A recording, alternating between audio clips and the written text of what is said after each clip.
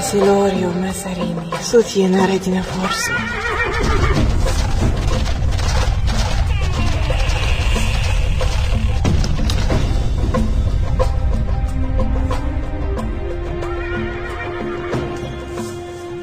Bonsoir, ce soir nous allons ouvrir un dossier qui peut faire froid dans le dos, les apparitions et les maisons hantées. C'est un phénomène qui existe, figurez-vous, et qui s'est produit à de nombreuses reprises. Je ne parle pas là d'histoires que l'on se raconte le soir au coin du feu pour se faire peur, absolument pas. Je parle de dossiers étudiés par une cohorte de scientifiques qui sont arrivés à la conclusion que l'hypothèse vraisemblable, plausible, était le poltergeist ou encore l'apparition, des production de phénomènes tout à fait étranges. Bien que déroutant, il faut essayer de prendre le phénomène sereinement et de ne pas se croire fou quand il se produit. Alors, deux spécialistes de la question vont nous accompagner ce soir et répondre à toutes vos questions et écouter vos témoignages. Notre standard est à votre disposition. Cyril vous y attend au 0826 300 300. Vous pouvez appeler dès maintenant pour venir nous rejoindre et discuter avec nous. Je vous présente tout de suite les deux spécialistes qui vont nous accompagner jusqu'à minuit. La première, c'est Pascal Catala, qui est diplômé de psychologie et d'informatique et qui appartient à l'IMI, qui est l'Institut Métapsychique International. Elle est l'auteur d'un livre qui fait référence dans le domaine des apparitions et des maisons hantées. Ce livre s'appelle Apparitions et maisons hantées. C'est paru aux presses du Châtelet. Elle sera avec nous tout à l'heure. Philippe Vallon également sera notre second spécialiste. Il est psychiatre, lui est chargé de recherche à l'INSERM, c'est l'Institut scientifique d'études et de recherche médicale.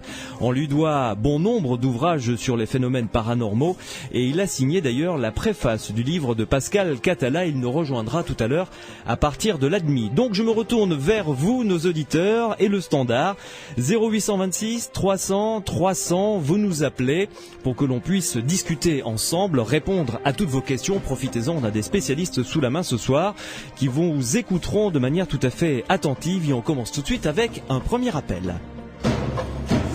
Camille, bonsoir. Bonsoir. Alors, je vous ai rappelé car vous êtes intervenu déjà pour nous apporter un témoignage dans notre première émission, Les Aventuriers de l'étrange. Je vous ai rappelé parce que votre maman a vécu quelque chose de très particulier. Oui. Que l'on pourrait, à mon sens, qualifier d'apparition. D'abord, ça s'est passé il y a combien de temps exactement, ce que votre maman a vécu? Je pense que c'était en 70. Ouais. Ce n'était pas d'hier. Et c'est son frère qui était décédé dans mon appartement puisque je m'occupais de lui. Ma mère est venue me rejoindre. Mm-hmm. Après les obsèques, elle a couché dans la chambre et dans le lit de son frère. Il n'y avait pas de raison, hein. Ouais. Et tous les matins, à mon réveil, elle me disait, figure-toi que Émile, c'était le nom donc de son frère et de mon oncle. Ouais. Émile m'est apparu, je l'ai vu assis au pied de mon lit. Ah bon? Oui, Alors moi j'ai demandé des détails, mais bon, je me suis dit peut-être maman a rêvé ou bon.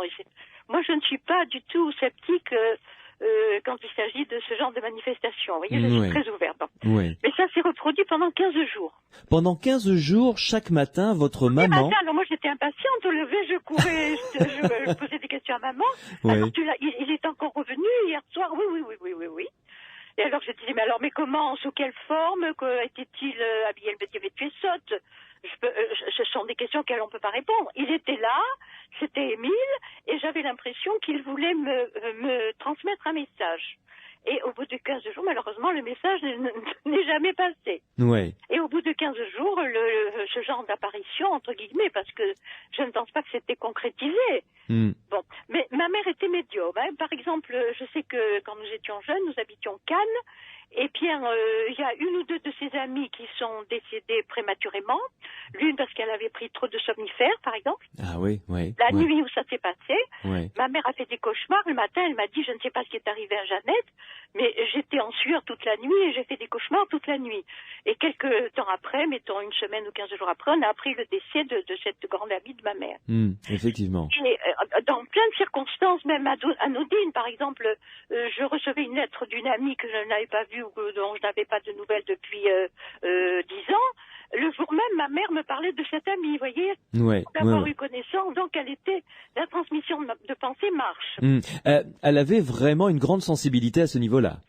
Bon, dans la famille, on disait qu'elle était médium. Ouais. Et moi, j'ai hérité un peu, mais beaucoup moins aussi, de ce genre de manifestations. Je vous parlais 3 semaines environ avant le dramatique incident de détour de New York. Oui. J'ai rêvé de Tours. Mais moi, je ne suis jamais allée en Amérique.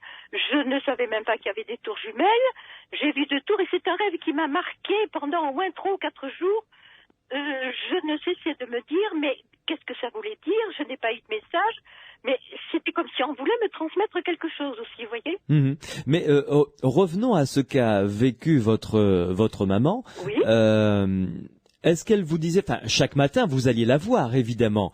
J'habitais à ce moment-là dans le même appartement. En fait, c'est elle qui était venue habiter dans mon appartement. Oui. Donc j'avais ma chambre, elle dormait dans la chambre de son frère décédé quelques jours plus tard. Ouais. Et pendant les 15 jours qui ont suivi les obsèques, elle a vu son frère assis au bout du lit.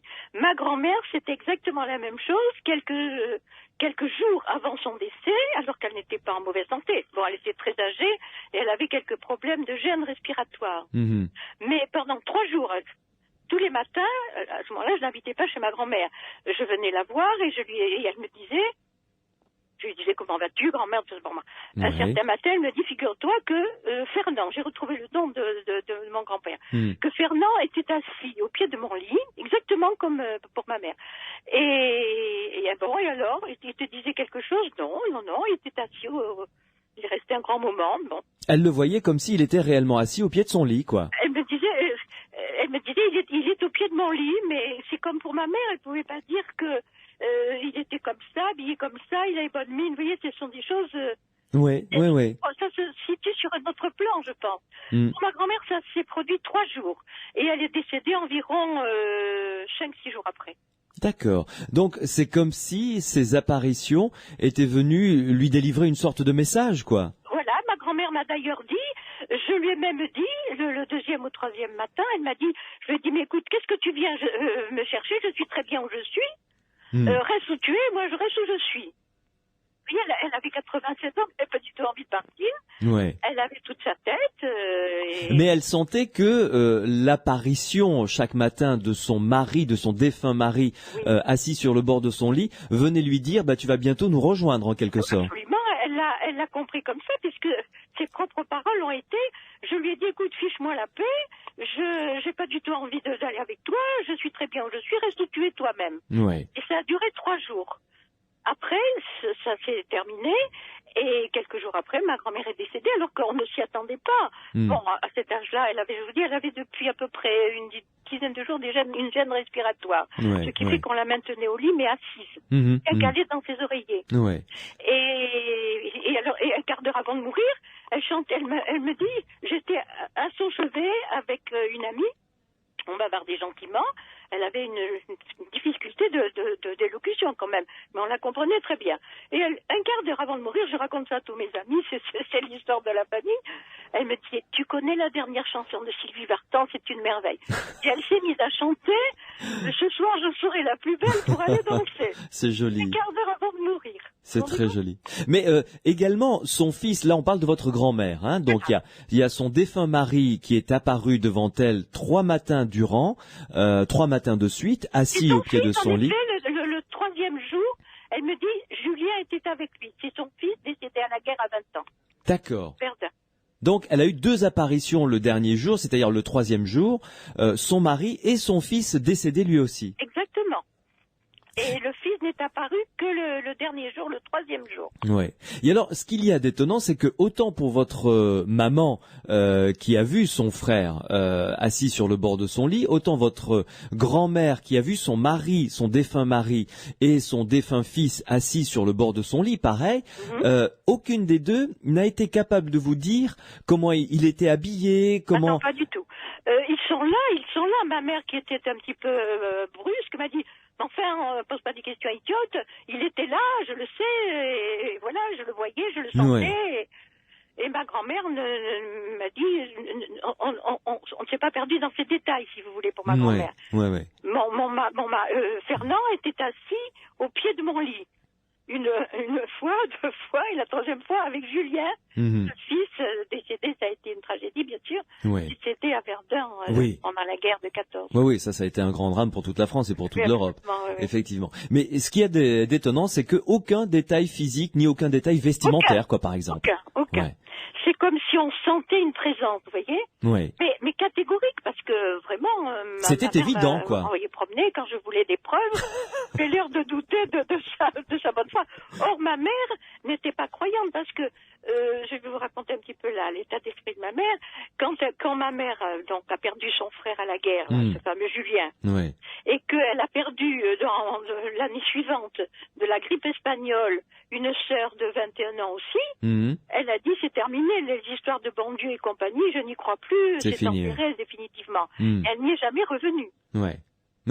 Donc, vous voyez, on peut pas dire que ce soit une personne bigote, non, absolument en train pas. de chercher des signes ou des apparitions. Pas du tout. C'est quelque chose qui lui a été imposé. Oui.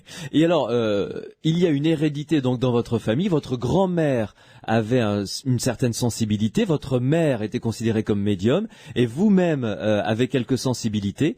Avez-vous des enfants?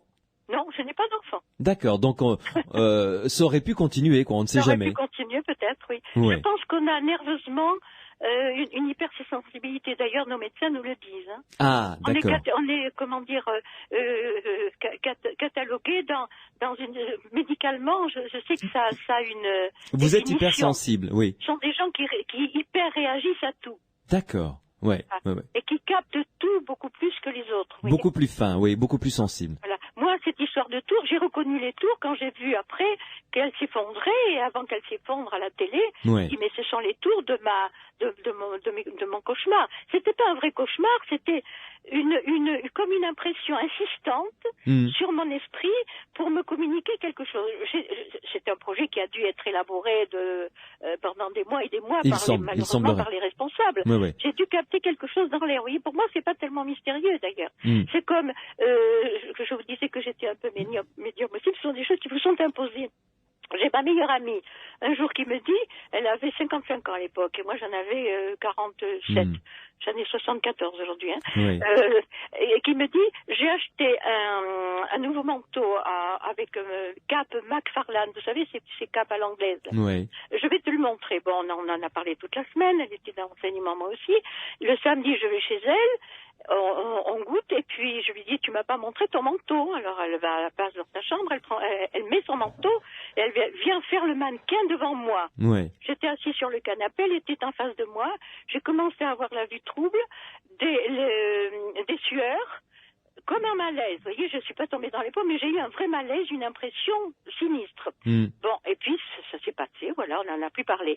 Et bien le samedi suivant, elle est passée sous une voiture, elle est morte sous le coup. Elle avait ce fameux manteau que j'ai retrouvé en tas, tout ensanglanté dans sa chambre, après quand j'y suis allée avec d'autres amis pour faire quelques démarches. J'avais eu le pressentiment de quelque chose que je n'ai pas pu définir à l'époque. Bien sûr. Et j'ai eu un malaise très fort. Un autre cas, mon oncle aussi a eu un accident de voiture, il a reçu sa voiture sortait du garage, le garage était en pente, il n'a pas bien serré le frein, il va ouvrir le portail, il se retourne, il voit la voiture qui dévale, il la reçoit en pleine poitrine. Il a survécu, pas trop mal, mais il a eu, je sais pas, peut-être 60 fractures. Eh bien, quand ça s'est passé, j'ai eu aussi un pressentiment. Je n'ai pas vu la scène, rien du tout, mais j'ai eu un malaise par rapport à mon oncle. Oui, c'est vraiment une sensibilité familiale. Voilà, je crois, oui. Merci beaucoup Camille, en tout cas, de nous avoir apporté ce témoignage. À très bientôt peut-être, au revoir. Voilà, au revoir.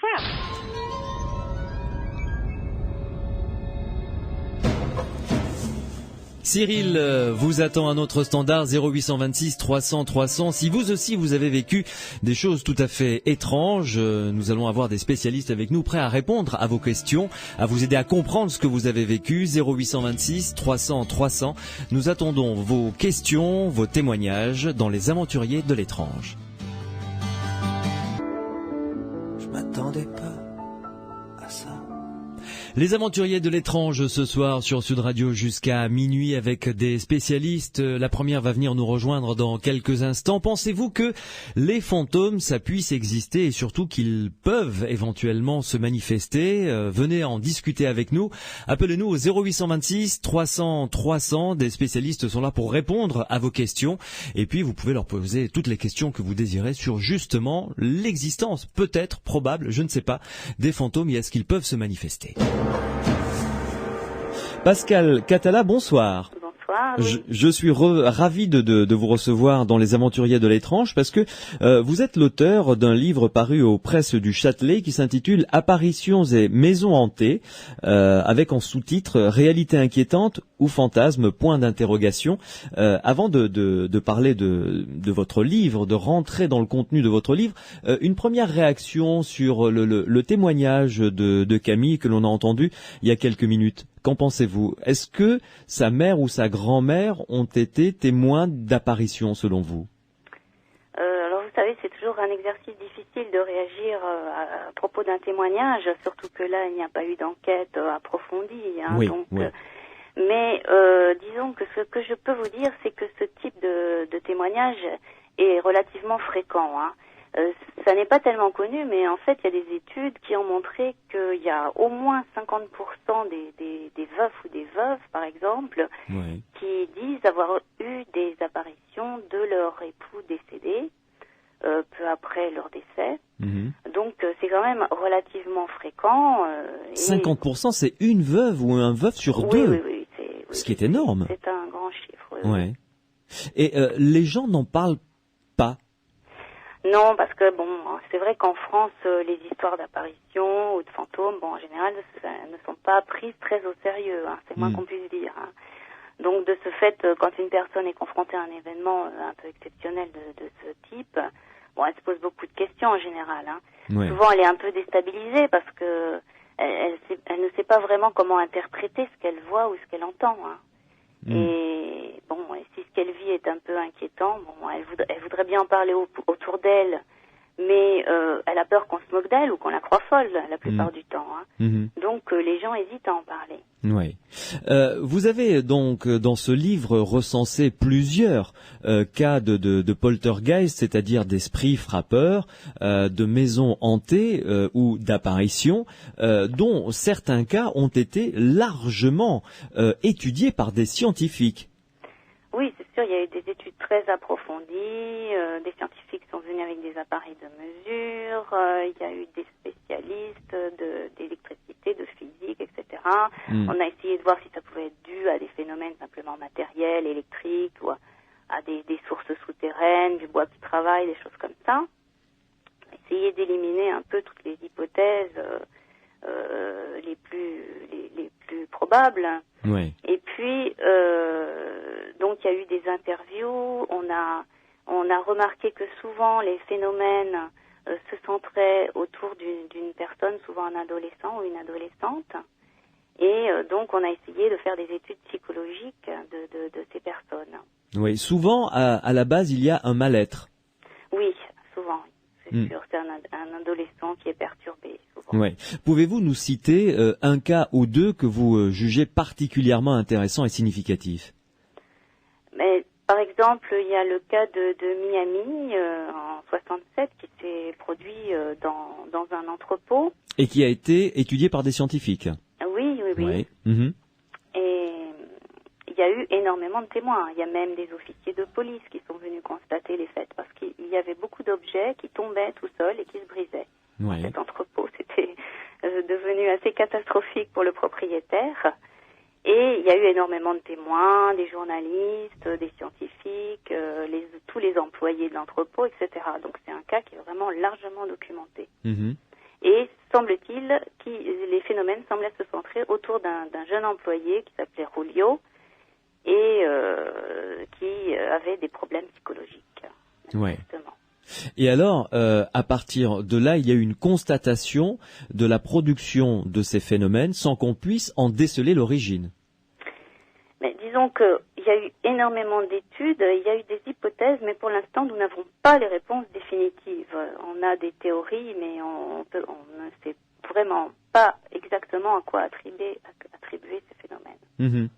Alors, vous dites, on a des théories, c'est-à-dire que c'est la personne qui, de manière inconsciente et totalement involontaire, provoque ces phénomènes, sans même le vouloir, je le répète. Ça fait partie des théories? Oui, par exemple, oui.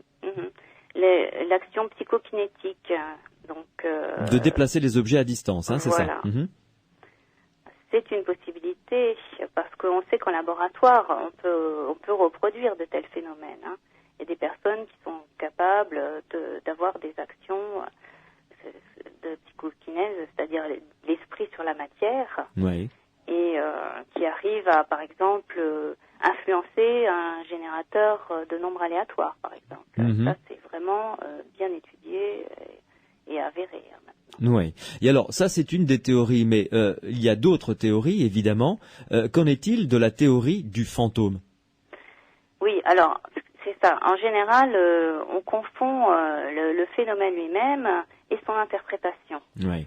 Donc, le phénomène, c'est par exemple une apparition lumineuse ou des bruits sans cause apparente, ou des objets qui se brisent, ou des portes qui claquent sans qu'il y ait du courant d'air. Bon, Oui. ça, c'est le phénomène. Et puis, l'interprétation traditionnelle, ésotérique, si je puis dire, c'est qu'il s'agit du fantôme de l'oncle Ernest qui revient parce qu'il veut se venger, parce qu'on a mal exécuté ses dernières volontés, etc. Mm.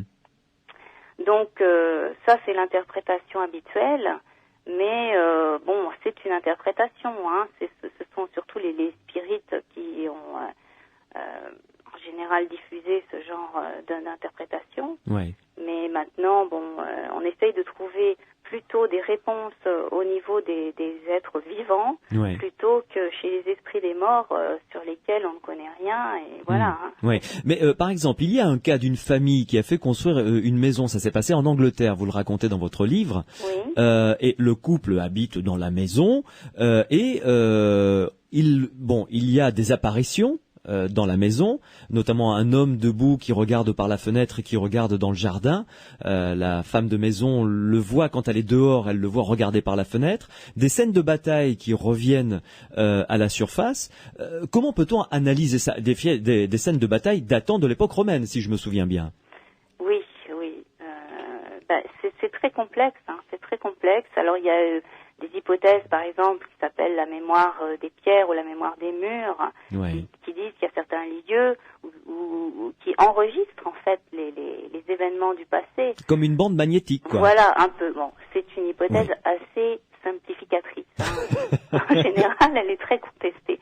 Mais disons que ça... Grosso modo. Ça paraît se produire comme ça, par moment. Enfin, ce sont des cas très rares, hein, très rares. Ouais. Il y a eu, par exemple, des récits de batailles dans le ciel. Oui, alors racontez-nous ce cas qui est absolument exceptionnel. Disons qu'il y en a eu plusieurs. On a signalé plusieurs batailles célestes. C'était des batailles qui réapparaissaient au niveau du ciel. Il y a même des cas où on a pu reconnaître certains officiers qui participaient à la bataille. Ouais. Ça c'est basé uniquement sur des témoignages. Hein. Oui, ce sont des cas très anciens, hein. Des cas anciens, oui. Qui datent de quand, ça? Il y a plusieurs siècles, je crois, un siècle ou deux. 17e, voilà. Oui, c'est des cas anciens. Mais c'est-à-dire que des gens, étant sur Terre, les pieds au sol, en levant le nez au ciel, voyaient comme une espèce de projection, quoi, de la bataille qui s'était déroulée sur le lieu même il y a plusieurs années. C'est ça. Oui. Mais en tant que scientifique, parce que vous êtes scientifique, vous êtes diplômé en psychologie et en informatique, vous faites partie du comité directeur de l'Institut Métapsychique International qui est basé à Paris. Comment envisagez-vous ces cas? Parce que c'est très particulier quand même comme domaine d'étude. C'est très particulier et vous savez, en France, il n'y a aucun crédit pour ce domaine de recherche. Donc, moi, ce que j'essayais de faire dans mon livre, c'est de recenser un peu toutes les études qui avaient été faites jusqu'à présent. Oui. Mais en France, actuellement, il n'y a pas de recherche sur ce style de phénomène.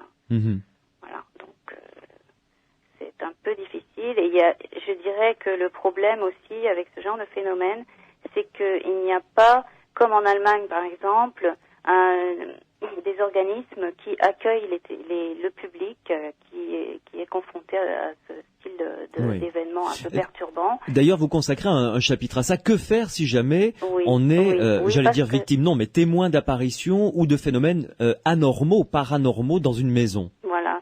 C'est vrai qu'on a beaucoup de demandes. Il y a beaucoup d'appels et donc on aimerait à l'Institut Métapsychique, on a un groupe d'étudiants qui essayent de monter un projet, notamment un étudiant très motivé qui va s'employer à le faire, je pense, puisqu'il fait un stage en Allemagne actuellement, car en Allemagne il y a c'est à Fribourg, hein, c'est ça? À Fribourg, il y a 2 organismes, l'un public et l'autre privé, qui s'occupent donc de l'accueil du public sur ce genre de choses. Ouais. Donc, on aimerait bien monter la même chose en France. Là, tous les cas qui sont recensés dans votre livre sont relativement anciens. Je veux dire, il n'y en a pas qui se soient produits ces 5 dernières années, par exemple. Pourquoi? Est-ce parce que il n'y a personne pour les recueillir et servir de réceptacle aux nouveaux cas? Est-ce que, par exemple, en Allemagne, ils ont des cas régulièrement? Oui, très régulièrement. Très régulièrement. Je pense que même Walter von Lukadou, qui dirige donc le service public, parle d'un cas par semaine de poltergeist. Alors, c'est énorme. Bon, maintenant, ce n'est pas un cas enquêté comme celui, par exemple, de Rosenheim, le cas le plus célèbre qui a été étudié par Hans Bender en 67. Mais ce sont des cas où il y a beaucoup de manifestations quand même. Oui. Rappelez-nous brièvement ce qu'est justement ce cas de Rosenheim en Bavière. Alors, ça se passait dans l'étude d'un notaire et les phénomènes étaient centrés autour d'une jeune employée qui s'appelait Anne-Marie. Oui. Alors, c'était des choses tout à fait extravagantes. Il y avait des néons qui se déplaçaient, des lampes. Il y avait le tonnerre des photocopieuses qui sortaient, une armoire énorme qui a été déplacée. Une armoire, alors il faut le dire, une armoire de notaire pleine de dossiers. Ouais, et Dieu sait si c'est lourd. Très lourd. Et qui s'est déplacée, qui a fait un bond, je crois. Hein. Voilà. Enfin, un bond peut-être. Oui, enfin... Je ne sais pas, mais qui a été déplacé. Ouais. Et ça a été photographié, ça a été filmé même, je crois. Hein. Alors, on a un film sur un tableau qui tournait en fait, mais c'est très très curieux parce que quand on regarde le film, on a l'impression qu'il passe d'une position à l'autre l'espace d'une ou 2 images, quoi. C'est très très bizarre. Ouais. Et ça, c'est des phénomènes qui ont été étudiés par des scientifiques et tout à fait encadrés. Oui. Là, il n'y a pas de problème. Ouais. Bon. Alors, peut-on employer finalement ce terme de croire lorsqu'on étudie comme vous des phénomènes d'apparition, de maisons hantées ou de poltergeist? Disons que nous, notre problématique n'est pas de croire, c'est d'étudier ce qui se passe. Voilà. Donc, c'est là la grosse différence. Merci beaucoup en tout cas Pascal Catella, je vous souhaite une bonne fin de soirée. Et puis je rappelle le titre de votre livre, donc Apparitions et maisons hantées, réalité inquiétante ou fantasme, et c'est aux presses du Châtelet. Merci et bonsoir Pascal Catella. Bonsoir.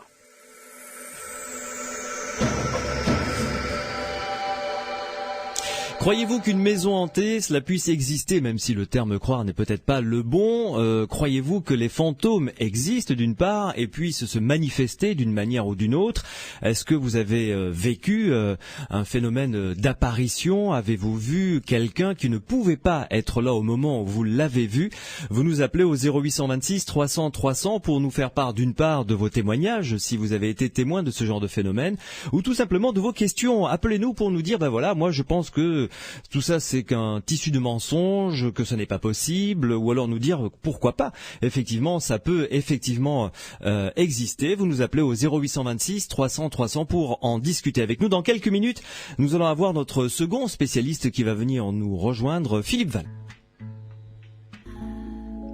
Corinne Bailey, Ray, Put Your Records On sur Sud Radio dans les Aventuriers de l'étrange jusqu'à minuit. Nous ouvrons le dossier des maisons hantées, des apparitions. Camille a été notre premier témoin de ce soir. Qu'en pensez-vous? Vous pouvez nous appeler au 0826 300 300 pour nous donner votre opinion sur l'existence, peut-être, je ne sais pas, des fantômes, des apparitions et des maisons hantées. Évidemment, posez vos questions à notre spécialiste qui nous rejoint, Philippe Vallon. Bonsoir. Bonsoir. Merci d'être avec nous dans les Aventuriers de l'étrange.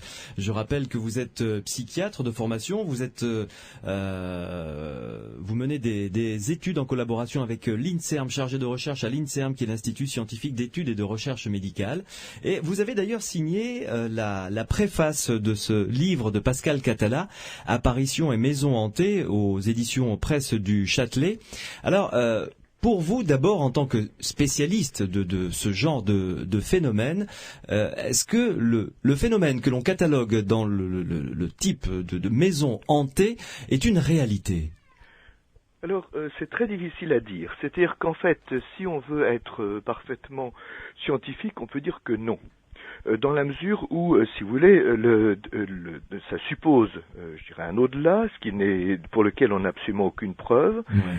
Mais par ailleurs, le scientifique, dès qu'il cherche à être un petit peu ouvert, ne peut pas ignorer le paranormal, qui depuis les années 30 est, on pourrait dire, scientifiquement prouvé, dans la mesure où les statistiques avec Rhine l'ont bien montré. Donc, si vous voulez, on ne veut pas ignorer complètement le paranormal, on ne veut pas ignorer non plus les multiples phénomènes, de l'Ain, Rosenheim, etc., qui ont été abondamment observés par des scientifiques et qui ont permis donc de montrer qu'il y avait tout de même quelque chose. Mais d'ici à l'attribuer à l'au-delà, c'est-à-dire à des morts, même au diable, c'est une chose qui n'appartient pas au domaine scientifique. Donc on peut dire que l'observation des phénomènes, on ne peut pas la nier, par contre l'interprétation est beaucoup plus sujette à caution. Oui, alors revenons sur ce cas qui a été extrêmement étudié, très documenté, celui de Rosenheim en Allemagne, hein, c'est ça ? Absolument. Voilà, et d'Anne-Marie Schneider. Racontez-nous un petit peu d'abord les différents phénomènes qui se sont produits et qui ont été, je le rappelle encore, étudiés par des scientifiques. Alors c'est d'abord Hans Bender, le professeur Hans Bender qui l'a étudié. C'est une jeune fille qui était secrétaire, qui est arrivée, je crois, à peu près vers 18-20 ans dans le cabinet d'un avocat qui s'appelait donc Maître Adam, et qui, peu après son arrivée, il y a des lampes qui sont mis à se balancer, des tubes néons qui se sont décrochés en tournant sur eux-mêmes, de l'encre de photocopieuse qui s'est renversée, des tiroirs qui sont ouverts ou fermés, et même des tableaux qui tournaient autour de leur axe. Ouais. Et à chaque fois que cette fille partait en vacances ou était absente, les phénomènes cessaient. Donc, il y a on a finalement appelé tout de même des inspecteurs, puisqu'en plus le téléphone était régulièrement sonné alors que personne n'appelait, et que par ailleurs l'horloge parlante était quelquefois appelée jusqu'à 50 fois coup sur coup, alors que personne dans le cabinet de l'avocat n'avait jamais appelé. D'accord. Alors, il y a des inspecteurs, des techniciens des télécoms qui sont arrivés, qui ont noté les anomalies du réseau. Ils ont branché des quantités d'appareils électroniques ou électriques et ont constaté que la cause des phénomènes n'appartenait pas au normal, si vous voulez, très schématiquement. Ouais. Alors, là-dessus, Hans Bender est arrivé. Donc le professeur Hans Bender, et a regardé un petit peu en quoi ça consistait. Il s'est aperçu effectivement que les phénomènes étaient indéniables, et donc c'est lui qui a souligné le rôle de cette jeune fille, et l'a ensuite amené dans son laboratoire. Et là, ce qui est intéressant, c'est que ce qu'il ne pensait pas d'ailleurs, c'est que les phénomènes ont continué à se produire quasiment à la demande. Ah bon ? Oui, oui. Et alors, ce qui est assez curieux, c'est que il a reproduit l'expérience avec elle, mais il a dû arrêter à un certain moment parce que cette fille devenait folle en se croyant le centre du monde. Et ses parents, d'ailleurs, s'y sont opposés dans la mesure où c'était une fille qui était pas très âgée, en disant que le professeur, évoquait le diable au labo. Ce sont ses mots. D'accord, oui. Oui. Mais cela dit, on comprend que psychologiquement, ça puisse vraiment troubler, voire déstabiliser complètement. Absolument. D'autant que là, quelquefois, ce sont de simples rumeurs. Je veux dire, il y a eu un certain nombre de cas où finalement, dès que le scientifique est arrivé, plus rien ne s'est produit. Mais là, non seulement ça s'est poursuivi, mais il semble même que ça soit aggravé. C'est donc un cas tout de même qui est resté dans les annales de l'histoire. Ouais. Donc, ce qui veut dire que là, l'hypothèse la plus probable ou la plus plausible, c'est que il n'est pas question de fantômes ou d'au-delà, mais de cette jeune femme qui produisait elle-même de manière inconsciente les phénomènes. Voilà. Alors, c'est ce qu'on appelle un poltergeist, c'est-à-dire une production sauvage de phénomènes de l'ordre de la psychokinèse, sauvage et particulièrement importante. Psychokinèse, c'est-à-dire déplacer les les objets avec la force de l'esprit, hein, c'est ça? Psychokinèse, ça vient du grec, psycho, donc l'esprit, kinèse, bouger. D'accord. C'est donc le fait de pouvoir faire déplacer les objets avec l'esprit, donc on peut même les faire se léviter. Jean-Pierre Girard, avec qui j'ai travaillé, donc a été photographié à plusieurs reprises à ce sujet-là. Donc, je veux dire, la psychokinèse, c'est tous les événements, si vous voulez, où il y a un mouvement, souvent un mouvement de translation ou de rotation, et parfois, plus rarement, un mouvement d'élévation, donc ce qu'on appelle la lévitation. Oui. Vous restez avec nous, Philippe Vallon. Dans quelques minutes, on va avoir un témoignage d'un homme qui, tout petit, a été témoin de phénomènes d'apparition. Il a vu des gens se promener dans un lieu et il était le seul à les voir. À tout de suite.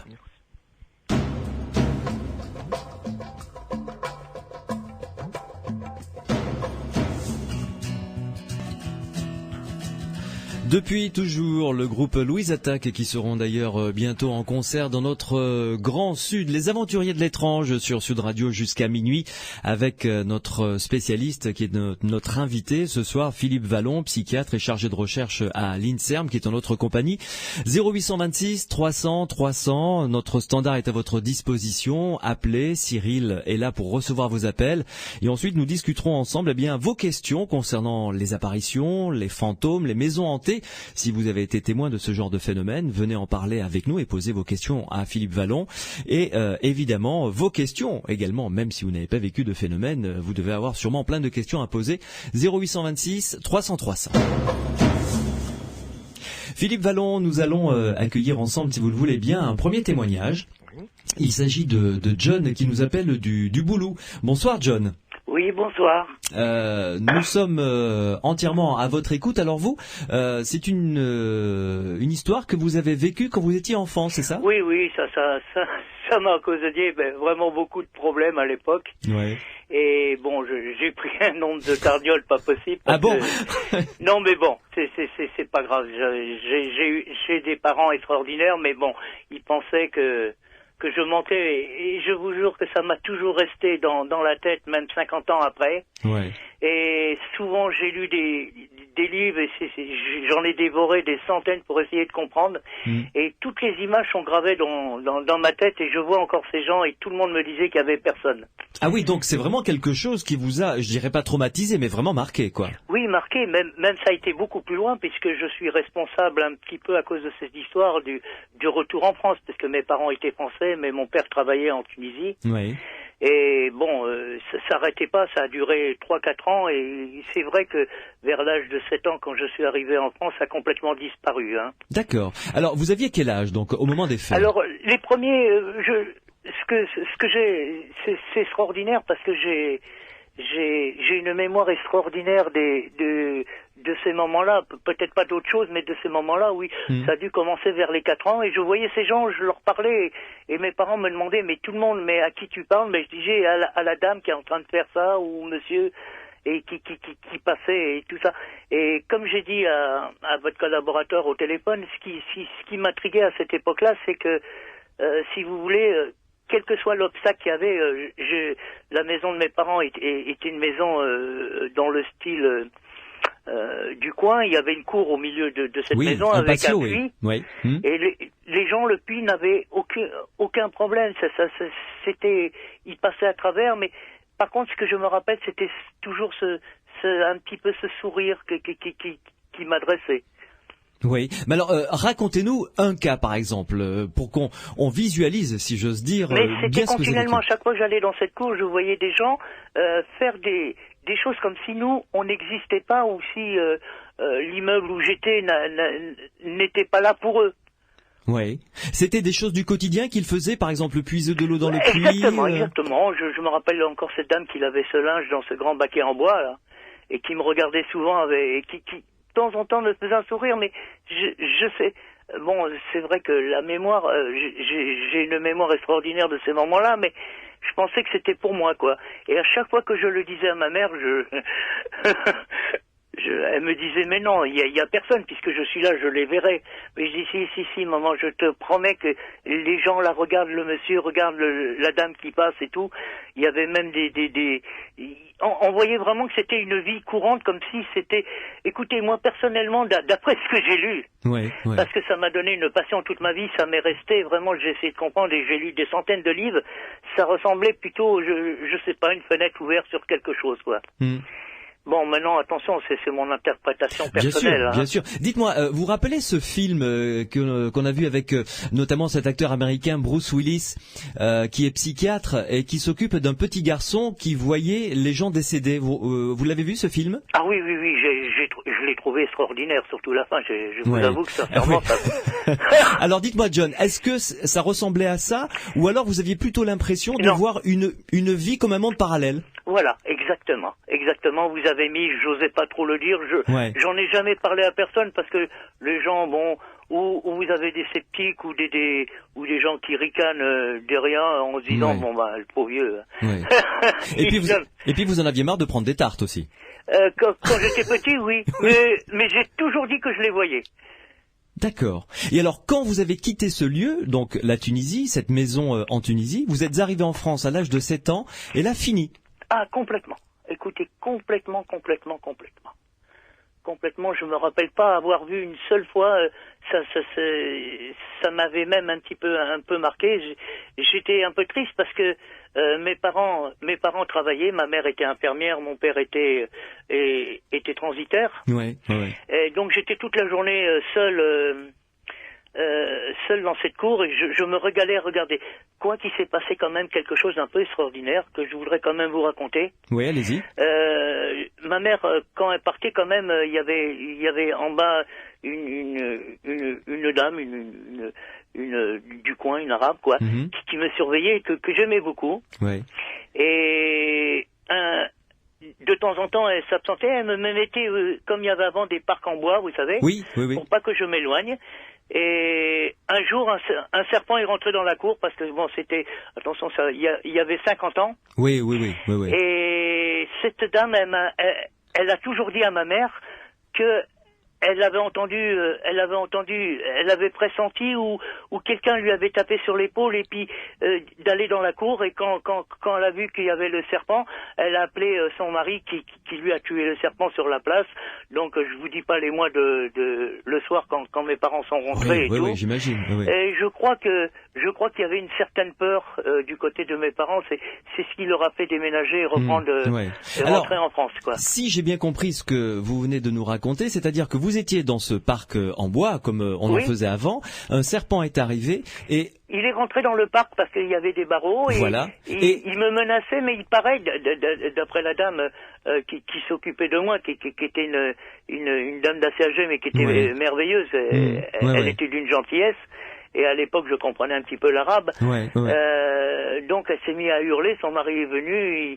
Il a pris un bâton. Il a commencé à taper. Mais cette tape sur l'épaule qu'elle a eue et qu'il l'a prévenue, c'est peut-être un des personnages que vous voyiez comme ça. Je crois parce que à un moment, je voyais tous ces gens que j'avais l'habitude de voir. Je les voyais tous les jours. Oui. Et c'est peut-être j'en suis pas sûr c'est mais je crois que d'abord elle a eu la trouille de sa vie. Ah oui, ça c'est clair. John, surtout ils sont très superstitieux là-bas. John, juste une question de Philippe Vallon, notre spécialiste. Est-ce que vous reconnaissiez ces gens? Est-ce que certaines personnes ont pu vous donner des détails sur ces personnes? Est-ce que, si vous voulez, quand vous avez donné leur description, est-ce qu'on a pu vous dire ah oui, c'est Ahmed non, ou pas c'est du tout. C'est le problème et c'est pour ça que je me suis toujours demandé mais je vous jure que c'est ce qu'a dit une fenêtre ouverte sur quelque chose d'autre. Je crois plutôt que ça se rapprocherait. Non, moi les gens je les reconnaissais puisque il y a de temps en temps je voyais puisque ça durait pratiquement 2 ans, même un peu plus. J'avais presque l'habitude de les voir. Et ils vivaient vraiment leur... Et est-ce que ils semblaient appartenir à la même époque que vous ou ils avaient des habits anciens? Non, oui. D'après les descriptions que j'ai données des habits des femmes et des hommes, c'était pas trop l'époque. C'était un peu plus ancien. Est-ce que vous avez pu avoir des confirmations des gestes ou qu'ils ont pu faire? Est-ce que c'était des attitudes qu'on avait à l'époque, par exemple, ou des propos qu'on tenait à l'époque? Est-ce que la langue avait vieilli, par exemple? Non, sincèrement, parce que au niveau ils me parlaient pas beaucoup. Moi, je leur parlais énormément. Hein. Oui, mais je leur demandais qu'est-ce qu'ils faisaient et tout, et c'était toujours un sourire. c'est ça, mais vous n'avez eu aucune confirmation Non. des gestes ou des noms ou des attitudes ou des allures de ces personnes. Non, mais par contre, on m'a dit qu'effectivement, parce qu'il y avait des gens qui se promenaient avec des grands bâtons et de seaux, et que ça se faisait beaucoup avant pour l'eau. Parce Est-ce qu'à que ce l'époque où sont- j'étais, il y avait quand même des robinets dans le Oui, bâtiment où oui, j'étais. oui, d'accord. Et ce sont des gens qui auraient pu, en fait, un siècle ou deux avant, être dans cette cour-là. Ça se pourrait, D'accord. si j'en étais sûr, je serais content, parce que c'est vrai que cette histoire m'a toujours. C'est ça. Vos visions ne paraissaient pas invraisemblables. Ah non, je peux vous dire, et je vois encore même les visages, même actuellement, 50 ans ou 55 ans après. En tout cas, vous en parlez avec beaucoup d'émotion. Hein. On sent que c'est quelque chose qui vous a vraiment profondément touché. Ben oui, puisque ça a quand même bouleversé ma vie. Hein. Normalement, mon père avait un métier qui gagnait bien sa vie là-bas. Ma mère avait son métier d'infirmière et ça marchait bien. Mais je crois qu'ils ont vraiment eu peur. Ils pensaient... Vous savez, c'est un peu spécial parce que à l'époque, et surtout dans ces coins-là, on parlait beaucoup d'envoûtement. Je sais pas si vous comprenez. Oui, il y avait beaucoup de mauvais œil et superstitions, bien compagnie. sûr. Oh là Bien là. sûr. Oui, oui. Mais personne n'a pu reconnaître des défunts, comme quelquefois on dit, ah oui, c'est l'oncle Alfred, ou... Non, c'est personnellement, ça. mais par contre, ils ont fait venir des marabouts, à l'époque, ils ont égorgé des coqs et tout, ils pensaient plutôt, mes parents et les voisins, quand je leur racontais ça, d'abord ils avaient un petit peu peur de moi, et ils pensaient surtout... Que vous étiez possédé, quoi. Voilà, vous avez dit le mot exactement. Oui. Alors que c'était pas du tout, j'étais très conscient, j'étais même content, parce que, comme je vous disais avant, j'étais souvent seul l'après-midi, parce que le matin, bon, le temps qu'on s'occupe de moi et tout. Est-ce que vous avez eu le sentiment d'être un peu dans une forme de rêverie? C'est un peu comme si l'ambiance changeait au moment où les apparitions se faisaient? Non, pour moi, ça paraissait naturel.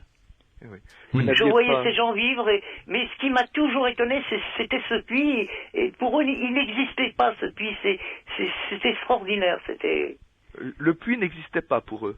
Non, sincèrement, non. Est-ce que vous avez su la date de creusement du puits? Écoutez, Si le puits n'existait maintenant pas... vous me le demandez, j'aurais pu me renseigner, non, sincèrement, c'est des choses qui m'est jamais venues à l'idée. Ça a pu permettre de dater la vision. Parce que vous savez qu'il y a certaines personnes, en particulier de femmes anglaises, qui sont allées au château de Versailles un jour, et puis elles ont vu des quantités de personnages qui semblaient être de l'époque de Louis XIV ou de l'Empire, je ne me rappelle plus exactement.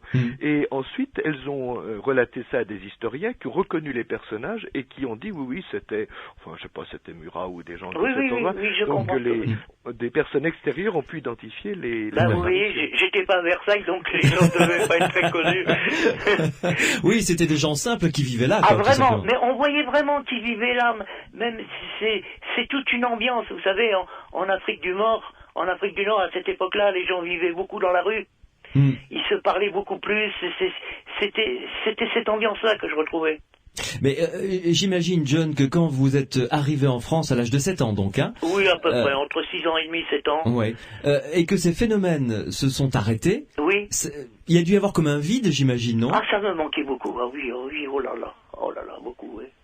Oui. Oui, je me demandais où ils étaient passés tous ces gens, et quand j'en parlais à mes parents, ils m'ont toujours dit que ça n'existait pas, c'était dans ma tête, quoi. Et est-ce que vous avez l'impression, justement, quand vous êtes arrivé en France, d'une forme, je dirais, vous n'étiez pas passé à l'âge adulte, bien sûr, à 7 ans, c'était un peu tôt. Ah si, parce que ça a été très difficile. Alors, vous avez eu l'impression, finalement, d'arriver dans un monde desséché. Ah, complètement. Complètement, un manque de chaleur terrible. Oui. Parce que vous savez, beaucoup de personnes relatent avoir vu dans les 3 premières années de l'enfance des personnages, quelquefois d'ailleurs identifiés, et que le phénomène a disparu finalement assez précocement. 7 ans, je dirais que c'est presque tardif. Vous voyez, c'est... Oui, et surtout que ça a duré longtemps. Et je me rappelle de scènes incroyables, de scènes de vie et tout ça. Mais ce qui m'étonne en y réfléchissant avec tout ce que j'ai lu actuellement, c'est ce sourire en direct qui me voyait. Et ça, je crois que c'est le plus étonnant. parce que on a C'est une l'impression... impression, hein, je vous dis, c'est une impression qu'ils me voyaient, mais bon. En vous écoutant, on a presque l'impression d'une reconstitution d'un film historique. Vous voyez quelque chose. Exactement, ils étaient pour moi, ils étaient là, ils étaient en chair et en os. C'est ça. Mais ils ne voulaient pas particulièrement apporter de message, parce que quelquefois on voit les apparitions qui véhiculent un message et qui disparaissent quand le message non, est c'est comme si je voyais des gens vivre. Oui, vous étiez un témoin, quoi, tout simplement. Un témoin, voilà, exactement un témoin. Mais en revanche, il vous voyait des fois puisqu'il vous adressait un sourire. Oui, souvent, même un petit signe de main. D'accord. Merci beaucoup, John, en tout cas, pour ce témoignage tout à fait intéressant et passionnant. Merci beaucoup. C'est moi qui vous remercie. Au revoir, monsieur. Au revoir, John. Au revoir. Philippe Vallon, un témoignage tout à fait étonnant, comme si c'était une fenêtre ouverte sur un ailleurs. Oui.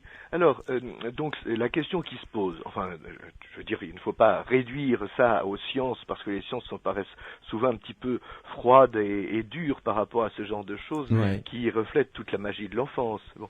Mais le psychiatre, quand il entend ça, il pense à rêverie.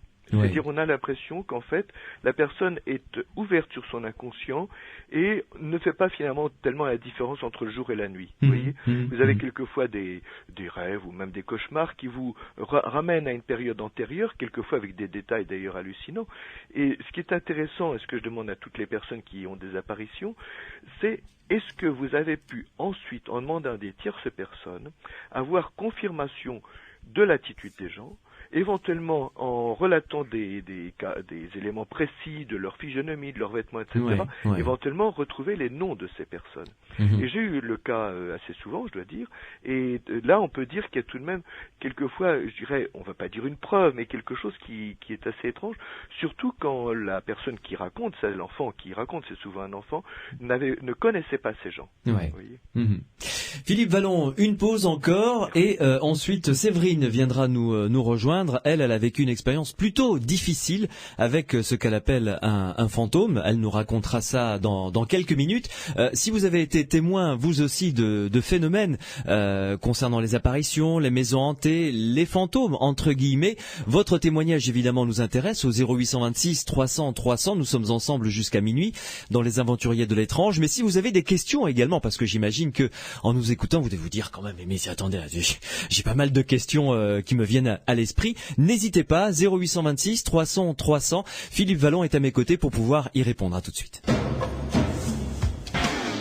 Zucchero Baila Morena sur Sud Radio, extrait de la bande originale du film Les Bronzés 3 qui a dépassé allègrement les 10 millions de spectateurs. Les Aventuriers de l'étrange jusqu'à minuit en compagnie de notre spécialiste Philippe Vallon qui est dans notre compagnie. Et Philippe Vallon, je vous propose que l'on accueille tout de suite au 0826 300 300 Séverine qui nous appelle de Montpellier. Séverine, bonsoir. Bonsoir.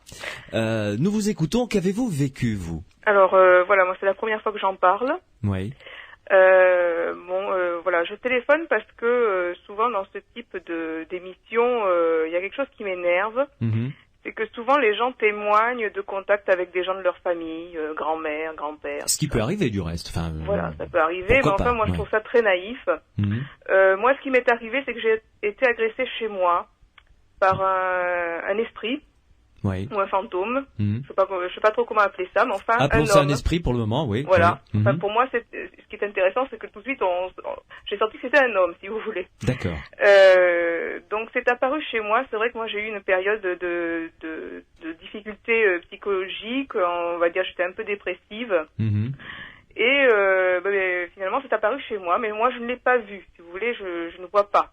Mais par contre, je le sens. C'est-à-dire, j'ai été agressée pendant que je dormais. D'accord. Donc, j'ai senti qu'on m'agressait. Alors, au moment, d'abord, ça remonte à combien de temps à peu près? Alors, ça remonte déjà à 4 ans. D'accord. Donc, vous habitiez une maison, un appartement? J'habite un appartement. D'accord. En centre-ville. Oui. Tout à fait moderne. Classique. Voilà, moi-même j'ai 28 ans. D'accord. Donc voilà, c'est vrai que j'ai toujours eu, si vous voulez, des aventures un peu comme ça avec les défunts. Ça m'était déjà arrivé 2 fois d'avoir des contacts avec des personnes décédées. Sous quelle forme, comment, de quelle manière? De manière télépathique. Oui, c'est-à-dire que vous entendiez, enfin, il vous parlait, vous avez... Oui. En général, le lendemain de leur décès ou quelques jours après. Ouais. Et des proches? Alors, pas des proches, non, des personnes enfin, la première fois, c'était une personne que je connaissais. Oui. Et la deuxième fois, c'était à l'étranger, alors vraiment d'une manière tout à fait impromptue, dans le jardin d'une villa. Enfin, j'ai entendu quelqu'un qui chantait. Et j'ai cherché, je n'ai jamais trouvé qui était cet homme qui chantait. Voilà, j'entendais un homme chanter. En quelle langue vous l'avez pu lire? Dans une langue étrangère, c'était au Québec. D'accord. Donc voilà, donc ça, j'en ai témoigné à mes parents. Ouais. C'est en revenant, comme ça, très naïvement. Oui, comme une anecdote, quoi. Oui, oui. Voilà, ouais. l'anecdote. Et évidemment, ma famille ne m'a jamais tellement cru. Ouais. Voilà. La première fois, c'était quoi? C'était pareil, comme ça, vous vaquiez à une occupation et vous avez entendu quelque chose? Non, alors la première fois, c'était j'étais garde malade. Oui. Donc la personne que je gardais est décédée. Donc vous la connaissiez bien, quoi. Voilà, donc Ouais. je m'étais occupée d'elle. Et Et le lendemain de son décès, j'ai entendu, ce sont des murmures, oui. ce sont pas des voix très fortes, mais enfin là j'ai entendu un murmure qui me disait qui m'a appelé par mon prénom, Oui. et elle m'a dit qu'elle était bien, qu'elle se sentait bien. Voilà, là D'accord. où elle était. Et ça vous est arrivé, vous étiez en train de faire quoi? De travailler, Non, j'étais assise sur mon canapé, Oui, tranquille. en train de regarder la télé, oui. Et j'ai eu la sensation qu'il se passait quelque chose. Je ne sais pas d'où ça me vient, cette perception. Et j'ai baissé le son de la télévision. Ouais. Et j'ai entendu ce murmure dans la pièce où j'étais. Vous l'avez senti physiquement d'abord? C'est-à-dire, je perçois qu'il y a un changement. Je ne peux pas le qualifier. Ouais.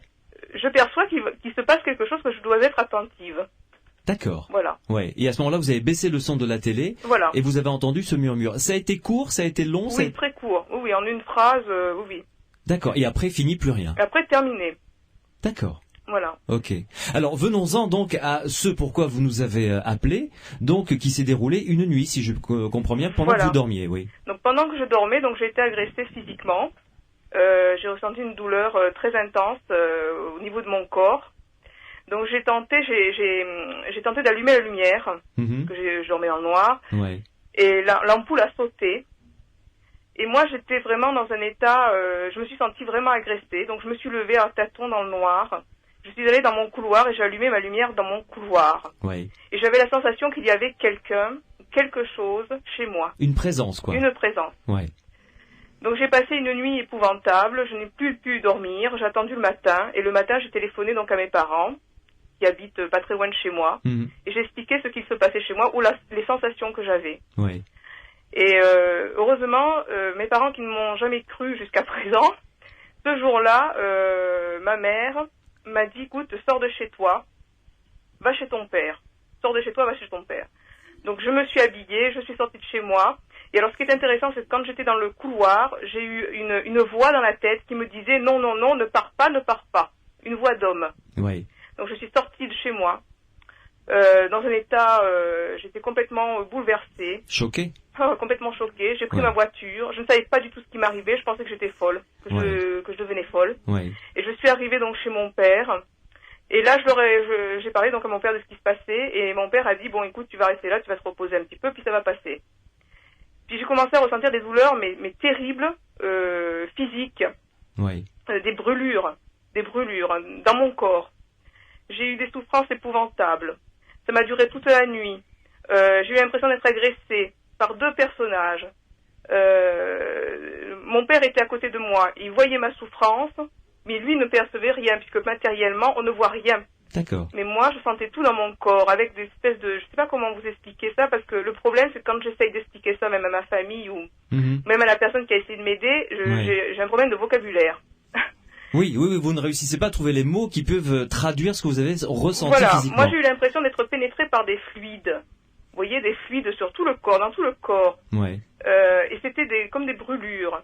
Donc on a essayé de contacter en 24 heures, ça s'est passé, si vous voulez, entre 24 et 36 heures, cette histoire-là. Ouais. Et on a essayé de contacter l'archevêché de la région. Oui. L'archevêché nous a très mal reçus. Donc ça, je tiens à le signaler, c'est-à-dire que l'Église catholique, apparemment, ça ne les intéresse pas. Ce genre de choses-là. La personne qui était rentrée en contact avec moi, pour moi, c'était un homme de 50 ans, qui, comment est-ce que je pourrais dire ça, qui voulait absolument s'incarner, ou s'incorporer, ou prendre la place. voyez. Oui, donc j'avais oui, l'impression de devenir double. C'est comme ça que vous le traduisiez. Oui, d'accord. Voilà, donc je me disais, ça y est, je vais mourir. Enfin, moi j'avais l'impression que j'allais mourir ou je ne sais pas où devenir folle, j'en savais rien. Oui. Donc ce qu'on a fait, c'est qu'on a trouvé un couvent dans la région. On a trouvé un couvent parce que on s'est dit, enfin mes parents se sont dit, on va la mettre dans un couvent ou où il y a des gens qui prient et après on verra. Donc je me suis retrouvée dans un couvent. C'était pas à Cotignac, par hasard. Je sais pas. Je peux pas vous dire, c'est une période tellement trouble pour moi, tellement difficile. Je me croyais perdue. Je ne comprenais pas ce qui m'arrivait. J'étais la proie d'une agression physique et je ne savais pas comment m'en sortir. L'angoisse que j'avais, c'est que je me disais, sur 6 milliards d'êtres humains, cet être, il a fallu que ça tombe sur moi, quoi. Ouais, il a fallu que ça tombe sur moi, quoi. Et voilà. Il a fallu que ça tombe sur moi. Donc, je me suis retrouvée dans un couvent ou dans un lieu, dans un monastère. Et je me suis fait agresser la première nuit. D'ailleurs, j'y ai dormi. Et la première nuit, je me suis fait agresser. Et puis, d'un seul coup, ça a passé. Ça a disparu. C'est-à-dire, c'est parti. C'est sorti de mon corps. Je ne sais pas comment dire. Enfin, apparemment, ce n'était pas le bon lieu pour cet être ou cet esprit. Donc, tout le temps de mon séjour, j'ai pu enfin me reposer, c'est-à-dire au moins dormir, parce que je ne pouvais plus dormir. Moi, je suis agressée tout le temps, la journée, la nuit. Et ça a duré combien de temps, cette période-là? C'était il y a 4 ans. Non, mais combien de temps en tout? Ça a duré 1 jour, 2 jours, 3 jours, ça 4 jours? Ça a duré jusqu'au couvent. Alors, j'ai eu la paix au couvent, j'y suis restée 5 jours. J'ai eu la paix pendant 5 jours. Je suis revenue chez moi, ça a recommencé. D'accord. Donc, il était là, il était dans mon appartement. Si je partais de chez moi, il m'est arrivé de partir de chez moi, de dormir dehors dans ma voiture, il venait, c'est-à-dire que moi je l'ai vu, c'est-à-dire que chez moi je ne le voyais pas, mais une fois dehors, il m'est arrivé, c'était l'été, donc une fois j'ai pris ma voiture, j'ai fui, et je l'ai vu arriver vers ma voiture, comme un feu follet, si vous voulez, vous voyez. Mais alors surtout, ce qui me reste, c'est la douleur physique. La douleur physique et l'impossibilité de m'en débarrasser.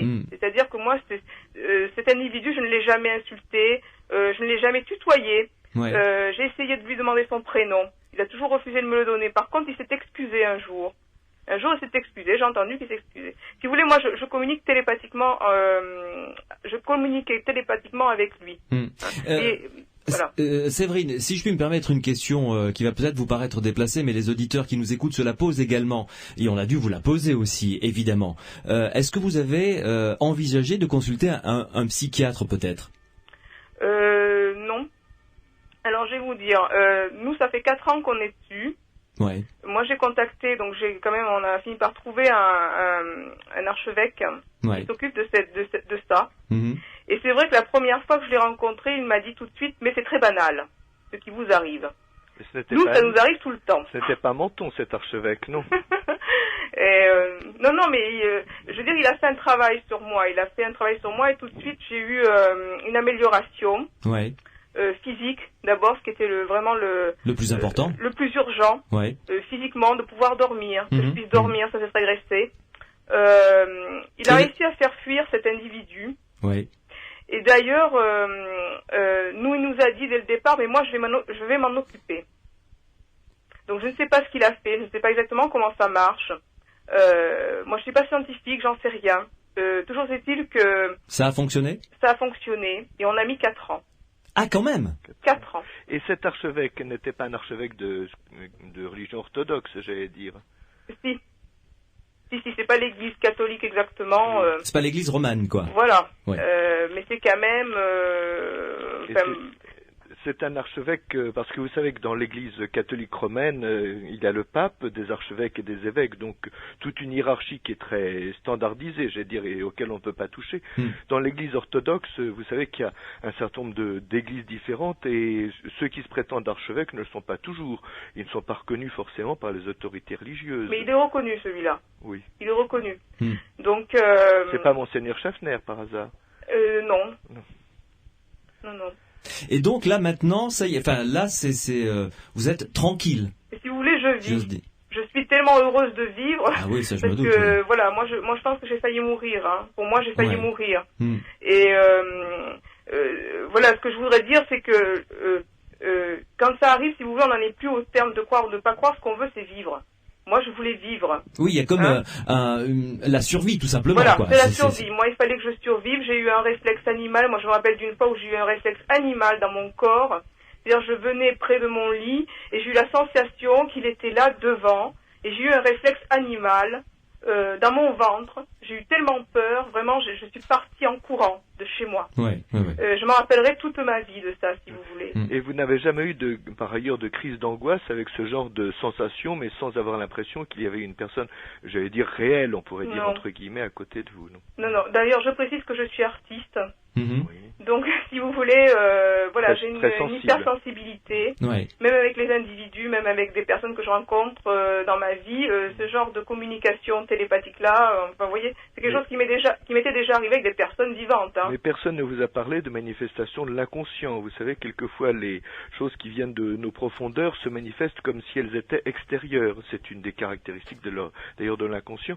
D'ailleurs, toutes les visions, vous voyez, de la Vierge Marie, des saints, des morts, etc., se présentent toujours comme étant extérieures, alors que quelquefois on a l'impression qu'elles sont aussi peut-être un petit peu intérieures. Vous voyez, une sorte de mélange.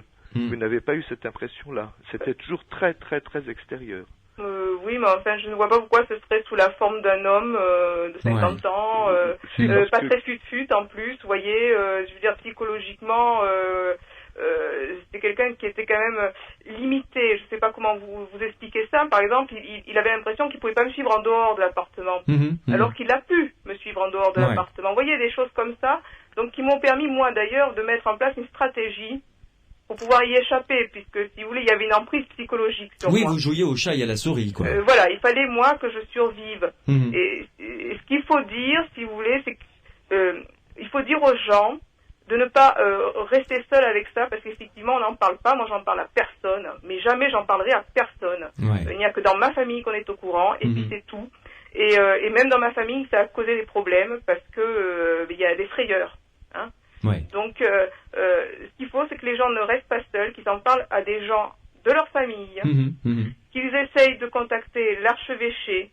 Mais peut-être aussi un médecin, je veux dire, les médecins... Oui, ou un médecin, mais enfin, un médecin, il va pas tellement comprendre, si vous voulez, ce genre de choses. Moi, j'en suis plus à m'adresser à des scientifiques ou je ne sais quoi. Les médecins sont de plus en plus ouverts, vous savez. Sont de plus en plus ouverts. Vous savez, moi, je suis artiste, le rationalisme et tout ça, bon, ça m'a jamais tellement transporté. Séverine, en tout cas, là, maintenant, vous êtes sortie d'affaires, si j'ose dire. Je suis sortie d'affaires et je suis heureuse de pouvoir vivre. Et par exemple, dans cette même période, j'ai eu un contact avec ma tante décédée. Donc, si vous voulez, voilà, donc je peux pas dire que ce soit seulement une traduction de mon inconscient ou je ne sais quoi. Vous voyez. Maintenant, j'en suis sortie, j'en suis très très contente, très très heureuse. J'imagine. Voilà, mais ce que je veux dire, c'est que les gens, quand on leur parle de fantômes, vous savez, ils ont toujours peur qu'on les voie en train de faire des choses, vous voyez, pas très, voilà, ils veulent être seuls, intimes, hein. Le message surtout, c'est demander de l'aide. C'est demander de l'aide et ne pas perdre de temps, surtout, ou par exemple pour les personnes qui sont sensibles comme moi ou comme la dame de tout à l'heure, d'essayer de faire un travail ou de trouver quelqu'un qui va faire un travail pour les, si vous voulez, pour les renforcer. Alors, d'un point de vue des énergies, moi je parle d'énergie parce que j'ai pas d'autres mots, mais quand on est psy, par exemple, on renforce son moi. Hein, il y a tout un... Madame, petite question, est-ce que cet archevêque vous a demandé très cher pour faire ce travail? On n'a pas besoin de savoir la somme, bien évidemment, mais est-ce que c'était très coûteux ou il vous a demandé ça pour rien? Il vous a proposé de faire ça pour rien? Non, il y a une somme d'argent puisque ça dure il y a plusieurs séances, voilà, il y a plusieurs séances, ça a duré plus d'1 an. Mais est-ce que vous avez donc dû dépenser des sommes importantes pour ça? Je peux pas vous dire, moi, pour nous l'important c'était que j'en sorte. C'était que j'en sorte. Et pas que j'aille dans un hôpital psychiatrique, si vous voulez. L'hôpital psychiatrique ne va pas soigner, si vous voulez, les problèmes au niveau des douleurs physiques. Et les médicaments, ma foi, ça ne change rien à ce niveau-là. Pour moi, si vous voulez, c'est pas le problème de savoir folie, pas folie. Le problème était d'en sortir. Voilà. En tout cas, merci Séverine d'avoir eu le courage de nous apporter ce témoignage. Et puis, surtout, si ceux et celles qui vous écoutent vivent ça ou ont vécu ça, surtout ne pas hésiter à demander de l'aide. Et Philippe Vallon, les médecins sont de plus en plus ouverts, j'imagine.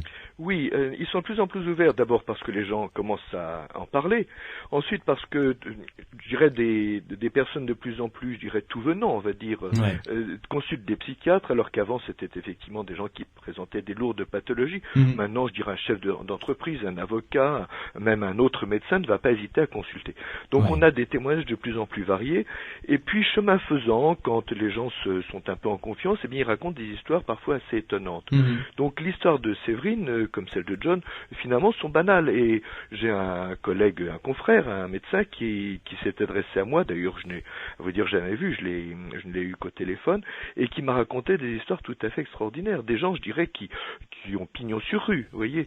Donc il ne faut pas croire que ce sont uniquement des gens inintelligents, voire moitié fous, qui racontent ce genre de choses. Je veux dire, il faut vraiment dédramatiser.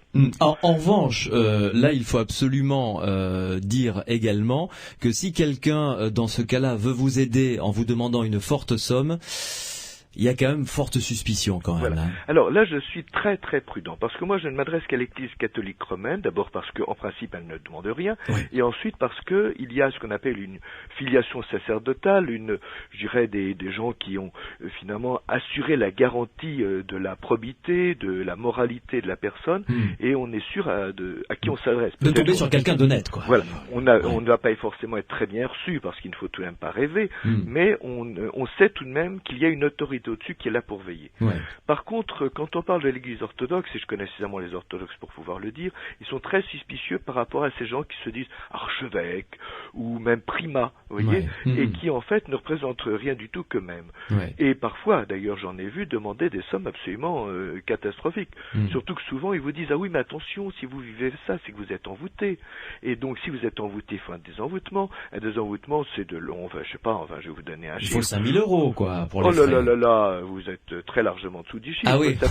Ça peut être quasiment jusqu'au prix d'une maison, même à la limite d'un château. Je dirais qu'on peut se ruiner complètement. Ah oui. Et les gens continuent à payer parce qu'ils ont l'impression que ça va recommencer s'ils ne payent pas. Vous voyez, il y a une espèce je dirais on va pas dire de syndrome de Stockholm, mais enfin quelque chose où les gens coopèrent, j'allais dire, avec la personne qui profite d'eux. L'escroc profite de la faiblesse de celui qu'il a en face. Absolument. Qu'il est en détresse. C'est ça. Mais souvent, d'ailleurs, avec une forme d'acceptation trop facile. Donc, il faut tout de même garder son sens critique. L'autre chose, et qui est très importante, c'est qu'il n'y a pas de véritable différence, de séparation entre le normal et le pathologique. Vous voyez ? C'est-à-dire qu'on dit d'un côté, il y a le malade mental, de l'autre côté, il y a le saint d'esprit. Ça n'existe pas.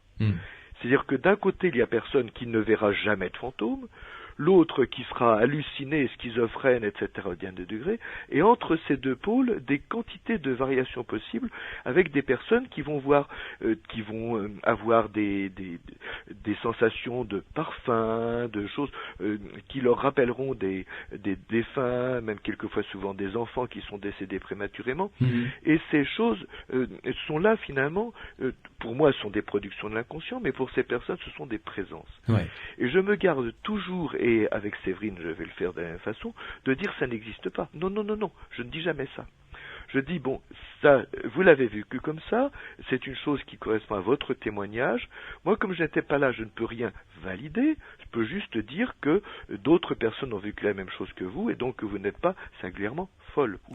Oui, tout à fait. Mais donc, le fait que ça se projette sur l'extérieur, les psychanalystes parlent de projection, ne veut pas dire que c'est exact. Par exemple, Bernadette Soubirous, que vous connaissez bien, à Lourdes, Sainte Bernadette, donc certaines personnes disent, mais elle est hallucinée. Mais pourtant, la Vierge lui a donné des informations, comme par exemple la source qu'elle lui a indiquée, comme par exemple l'Immaculée Conception, une notion très théologique qu'elle ne pouvait pas connaître, etc. Donc tout de même, quelque part, des choses qui pourraient sembler être des preuves, voyez. Mais il n'empêche que, pour moi, ça paraît être à peu près du même mécanisme que des visions psychologiques, on va dire. Ouais. Philippe Vallon, vous restez avec nous. Un autre témoignage va venir nous rejoindre juste après la pause. 0826 300 300, continuez à nous appeler. Philippe Vallon est à mes côtés pour répondre à vos questions, pour vous apporter, écoutez, quelques réponses, au moins du réconfort, une main tendue. Puis évidemment, si vous avez vécu des choses étonnantes de l'ordre de l'apparition, des maisons hantées, 0826 300 300, des questions à poser également, même si vous n'avez pas vécu de phénomène, je suis sûr que vous en avez. Vous pouvez venir également nous rejoindre.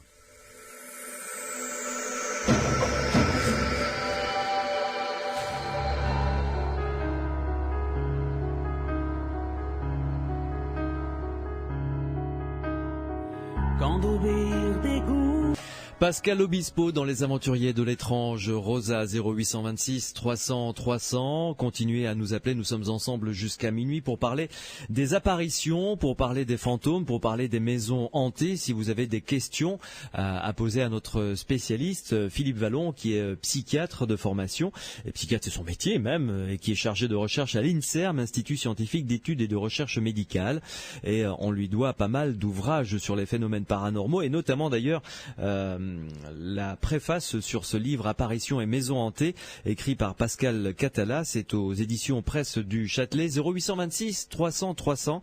Vos témoignages nous intéressent bien entendu, et puis Philippe Vallon vous aidera peut-être à y voir plus clair.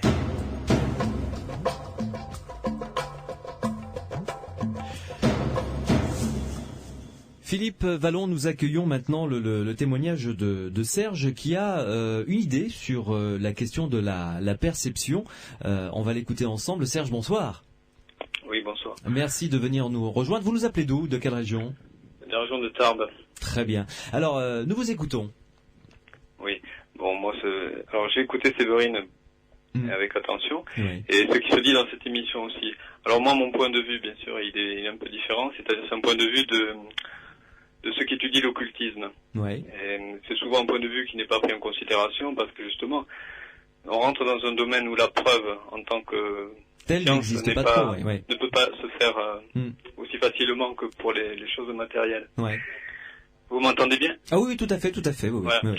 Bon, alors, ce qu'il faut savoir, c'est la composition de l'homme telle qu'elle se présente pour l'occultiste, c'est-à-dire un corps physique amené à la vie par un corps éthérique qui est en commun avec les plantes, amené à la sensation par un corps astral qui est en commun avec le monde des animaux, et amené à la conscience par un moi, donc que l'homme et ses représentants a possédé sur la Terre. Ces différentes enveloppes dont s'organisent et font un tout qu'on appelle l'être humain tel qu'il se compose actuellement. D'accord. Et ensuite, il y a trois choses bien distinctes. Il y a, chez l'être humain, il y a la sensation, c'est-à-dire la pensée, le sentiment et la volonté, qui sont trois états qui s'équilibrent parfaitement quand la personne va bien, et un devient prépondérant par rapport aux deux autres quand il y a un dysfonctionnement qu'on peut traduire par une maladie mentale.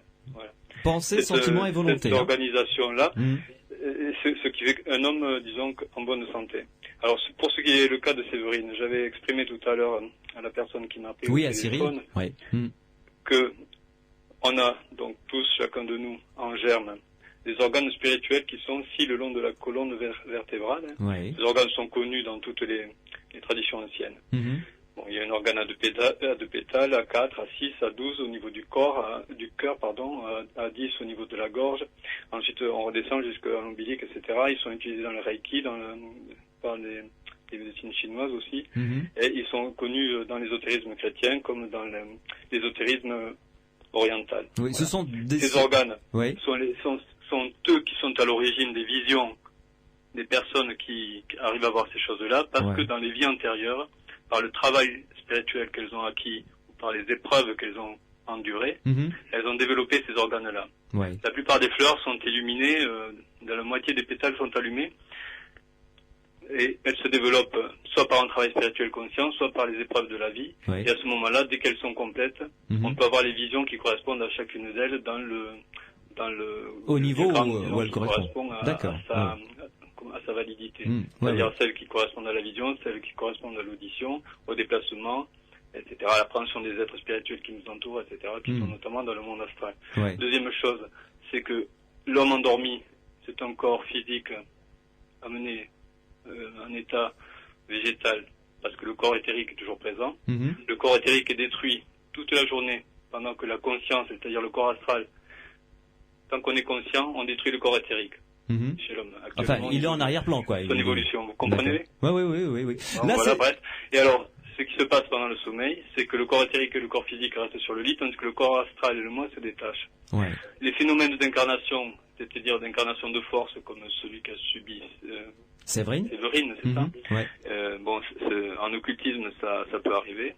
Et c'est là qu'interviennent les personnes qui connaissent soit des formules, soit qui peuvent voir ces choses-là directement, et qui peuvent aider la personne à se protéger, évidemment, puisque c'est une spoliation du moi.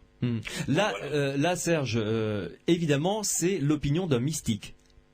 Non, c'est pas une opinion, c'est la constatation des gens qui ont eux-mêmes fait ces choses-là et qui peuvent s'en rendre compte et qui les connaissent très bien. Oui, enfin, je veux dire, là, moi, je me place en tant qu'arbitre au milieu. Là, c'est votre opinion, votre constatation et votre interprétation des faits. Attendez, oui, mais je vous le retourne pour. Ah oui, non, c'est pas un jugement de valeur, hein. C'est pas un jugement de valeur. C'est juste. Ah non, absolument pas. Ah oui, non. Je vais peut-être intervenir si vous me permettez, oui, parce que ce que dit Serge est intéressant. D'abord, il faut savoir d'où ça vient. Effectivement, je veux dire. Les origines sont multiples dans le mysticisme chrétien, le mysticisme oriental, ça a été repris par la théosophie avec le corps astral, le corps causal, le corps éthérique, etc., le père-esprit, etc. de ça. Donc ce sont des traditions assez anciennes. Les organes dont il parle, on les appelle aussi chakras, bon, etc. de ça. Bon. Alors, si vous voulez, tout ça c'est connu et ça reflète un certain nombre de traditions. Ça, c'est une chose, et ce qu'on appelle donc l'interprétation, donc ou l'explication. Mais il faut savoir, et ce que dit Serge est quand même intéressant, parce que certaines personnes ont le sentiment, parfois, et d'ailleurs c'est une expérience très courante, de se détacher de leur corps. Par exemple, vous êtes en méditation très profonde, et puis bing, vous vous retrouvez au plafond, sans l'avoir voulu. Il y a un certain nombre de gens qui vivent ces expériences, quelquefois avec un véritable état de panique. Et d'ailleurs, quelquefois, leur angoisse les ramène aussitôt dans leur corps. Vous voyez, bon.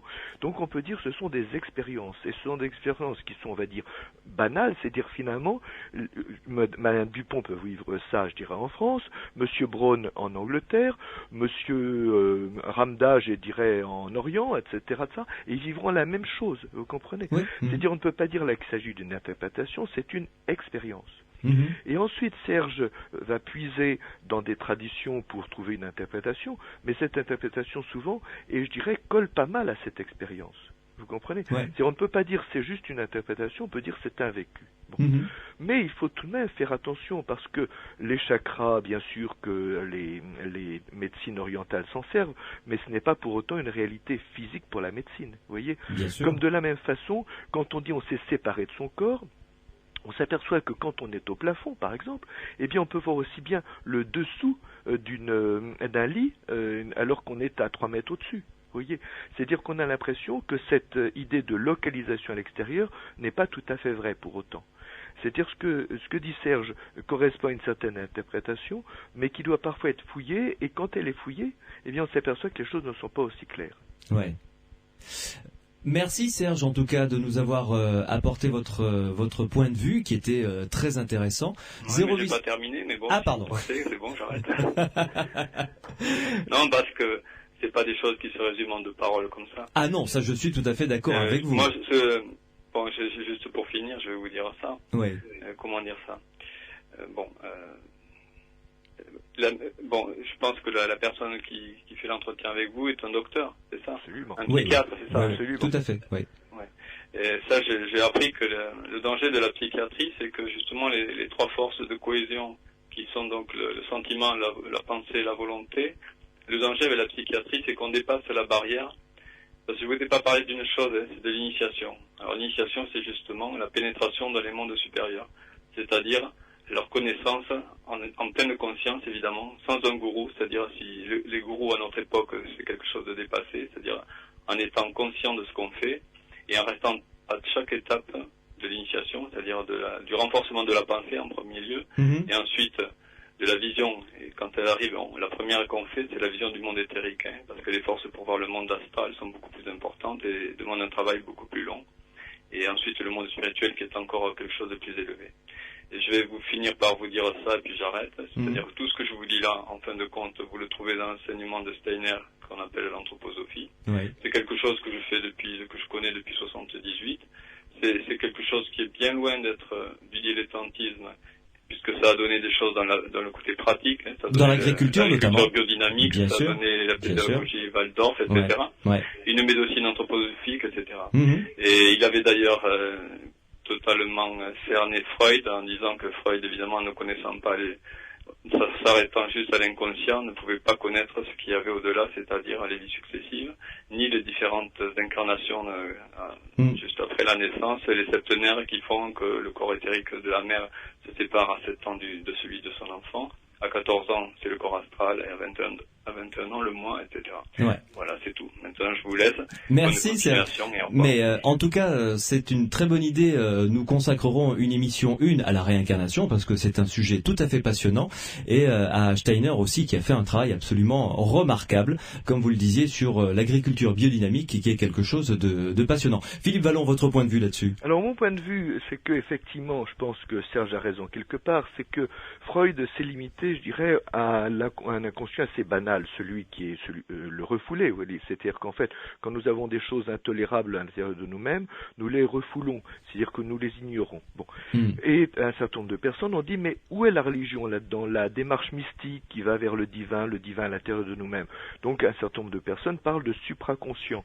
Donc ce que Serge traite, c'est quelque part, on pourrait dire, cette partie religieuse, cette partie qui a trait au paranormal, cette partie qui a trait à l'éveil spirituel. Vous voyez que Freud, qui se voulait laïque et scientifique, a effectivement non seulement ignoré, mais parfois aussi un petit peu nié, même s'il était dans un certain moment de sa vie assez ouvert, vous voyez. Mais on peut dire que c'est Jung finalement qui s'est beaucoup plus orienté vers ça, qui lui a donné un développement plus important du côté même de l'ésotérisme. Oui, complètement. 0826 300 300, notre standard est encore à votre disposition pour un quart d'heure, puisque notre émission s'arrêtera à minuit, les aventuriers de l'étrange, donc avec évidemment notre standard 0826 300 300. C'est un peu, quoique non, c'est pas très éloigné du sujet, les apparitions, les maisons hantées. Si vous avez des témoignages à nous apporter, cela nous intéresse, une réflexion à apporter à ce propos également, 0826 300 300. Une émission cette fois-ci consacrée au spiritisme. Qui n'a pas fait tourner les tables un soir, histoire de voir si ça fonctionne, histoire de voir si le guéridon bouge bien, ou avec un verre au milieu, vous savez, avec les lettres, le verre qui peut-être s'est déplacé. Peut-être avez-vous eu des résultats tout à fait étonnants, surprenants. Peut-être avez-vous eu peur aussi également. Les esprits, est-ce que ça existe? Est-ce que c'est un petit peu dans la continuité de ce qu'on est en train de dire ce soir? Bien, vos témoignages nous intéressent. Vous pouvez appeler dès maintenant au 0826 300 300 pour en discuter avec Cyril qui vous attend à notre standard, et on aura le plaisir de vous rappeler demain dans notre émission. On aura 2 représentants de l'Union Spirit de France et francophone qui seront avec nous, et on parlera de ce qu'est le spiritisme, les principes du spiritisme, et puis nous parlerons d'Alan Kardec évidemment, qui a été celui qui a porté haut le standard du spiritisme. Philippe Vallon, c'est un sujet que vous connaissez bien également, j'imagine. Oui, disons que je me méfie un petit peu du spiritisme parce que j'en vois surtout les dangers, c'est-à-dire des personnes qui ont cherché à faire tourner les tables. Tant que ça ne marche pas, c'est-à-dire que la table reste tranquille, il n'y a pas de danger. Mais à partir du moment où elle bouge et même elle va se lever et se fracasse contre le mur, il y a un risque d'ébranlement spirituel. Et je peux vous dire qu'il y a un certain chercheur américain qui s'appelle Owen qui s'est amusé à créer un esprit qui s'appelle Philippe, qu'il a appelé Philippe. Tant que les gens posaient des questions dont les réponses avaient été définies, ça allait très bien. Quand on lui posait des questions qui n'avaient pas été déjà abordées avant la séance, ça n'allait plus bien du tout. Mais ce qui est amusant, c'est qu'à la fin, un des collaborateurs, enfin ils avaient décidé tous ensemble de se donner des bonbons pour se féliciter de cette séance. Et puis on a dit, mais on va donner à Philippe, donc l'esprit, un bonbon. Et puis ils sont tous sortis. Et puis il y a le dernier à être sorti se dit, mais enfin c'est idiot, on va pas gâcher un bonbon. Il est revenu et la table s'est soulevée et de manière très très menaçante, empêchant donc le jeune garçon de prendre le bonbon. Ah oui, mais attendez, piquer un bonbon quand même. Absolument, l'esprit voulait garder son bonbon, bien évidemment. Bon, et puis mais ça jusqu'à 45 degrés. Vous voyez, la table est inclinée à 45 degrés et le bonbon ne bougeait pas. Et là-dessus, ce garçon s'est paniqué, est allé chercher donc celui qui a organisé la séance. Et ils ont soulevé à ce moment-là tous les deux ensemble la table et le bonbon a glissé bien avant d'atteindre les 45 degrés. C'est-à-dire qu'en fait, si vous voulez, il y a un phénomène qui semble être d'origine du paranormal. Enfin, c'est pour vous dire qu'il y a quelquefois, avec le spiritisme, des choses très étranges. Il faut se méfier. On en parlera justement demain à partir de 22h avec 2 représentants de l'Union Spirit française et francophone. Philippe Vallon, revenons sur le dossier de ce soir, les maisons hantées, avec 2 cas que vous avez étudiés, que vous connaissez bien, dont j'aimerais que l'on parle. Un cas notamment qui s'est déroulé, que vous connaissez bien, dans un garage, c'est ça ? Voilà, c'est une histoire qui m'a été racontée, je n'ai pas été vérifié moi-même, mais il faut quand même que je le signale. Mais donc c'est une personne qui m'a relaté une histoire qui date à peu près d'une quarantaine d'années maintenant. C'est des projections de cailloux, mais très fréquentes et très, très répétées, qui cassaient les vitres des phares, qui allaient se mettre sur les pare-brises et qui n'ont en fait jamais blessé personne. Et le phénomène a semblé correspondre à l'arrivée d'un jeune homme, d'un jeune garçon, et ont disparu quasiment donc au moment où il est parti. Voilà. Ouais. Et le phénomène est observé par un certain nombre de gens, et donc a créé tout de même un réel émoi dans ce garage. Surtout que personne ne s'intéressait là au spiritisme. Et les cailloux comme ça, enfin, j'allais dire, venaient de nulle part. Venait de nulle part. Là, je n'ai pas le détail exact, mais dans d'autres endroits, les cailloux, on repère leur origine. La rivière voisine ou des choses de cet ordre-là. Disons que là, souvent, la cause, l'origine géologique du caillou est parfaitement déterminée. Mais ça ne veut pas dire qu'on sache pour autant comment ils ont pu être là. Ils ont été lancés. Ça me rappelle l'histoire d'Arcachon, ça, dans notre où il y avait dans la clinique d'Arcachon des projections de cailloux aussi. Si je me souviens bien. Oui, mais alors là, l'histoire est beaucoup plus, j'allais dire, douteuse, parce qu'en fait, c'est un cas qui a été examiné par le docteur Queneau, propriétaire de l'établissement. C'était quelqu'un qui était donc fils d'un membre de l'Académie de médecine, si mes souvenirs sont bons. Ce cas a été examiné également par Robert Toquet. C'est pour ça que je l'ai inséré dans mon petit que sais sur le paranormal, je dirais en toute confiance. Mais il se trouve qu'au fur et à mesure, j'ai donné des conférences là-dessus, et qu'il y a une personne qui m'a dit, mais écoutez, vous savez, je connais bien ce problème, puisque moi-même je vivais à Arcachon, et j'ai contacté la directrice de l'époque, et qui m'a dit que tout ça était parfaitement faux. Mais j'ai dit, attendez, il y a une émission qui a été faite à Mystère et qui a prouvé que cette histoire était exacte. Et d'ailleurs, cette directrice a témoigné à l'antenne que toutes ces choses étaient vraies. Oui, c'est l'émission qui est passée à la télé, oui, effectivement. Absolument, l'émission Mystère, il y a une dizaine d'années, produite par Philippe Plaisance. Bon. Et de ce fait, cette personne m'a dit, mais non. Ce qui s'est passé, c'est que les interviews ont été coupées de façon à inverser le discours de cette personne. Et l'histoire telle que j'ai pu la reconstituer moi-même, c'est-à-dire qu'il y a eu une première jeune fille qui était effectivement malade donc dans cette clinique orthopédique, et bon, elle est partie au bout de quelque temps, et une seconde jeune fille est arrivée, et donc qu'on va appeler Jacqueline, et qui en fait semble avoir été quand même une intrigante. C'est-à-dire moi j'appellerais même ça à la limite une hystérique. Bon, ce n'est pas son nom bien évidemment.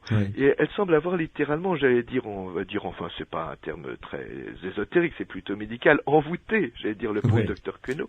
Il lui a fait prendre des vessies pour des lanternes. Voilà. C'est-à-dire qu'en fait, il n'y a rien eu de vrai là-dedans, et toutes les interviews que nous avons pu avoir avec la directrice toujours vivante, les infirmiers de cet établissement, personne n'a pu confirmer ce superbe film qui a été fait donc dans l'émission Mystère. Très bien. Et alors, pour conclure, on va revenir sur un cas que j'ai moi-même étudié, puisqu'il y a quelques années, j'avais le plaisir de présenter une émission sur les phénomènes paranormaux avec Yves Lignon, que je salue ici d'ailleurs s'il nous écoute.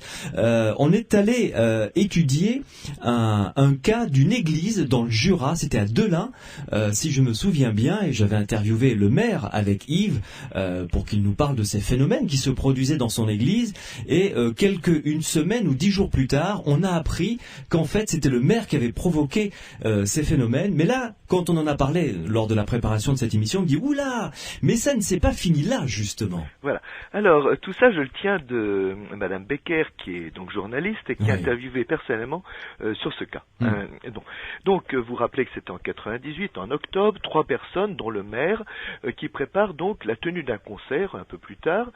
Et successivement, 3 ampoules vont se briser à leurs pieds alors qu'il n'y a personne pour les lancer.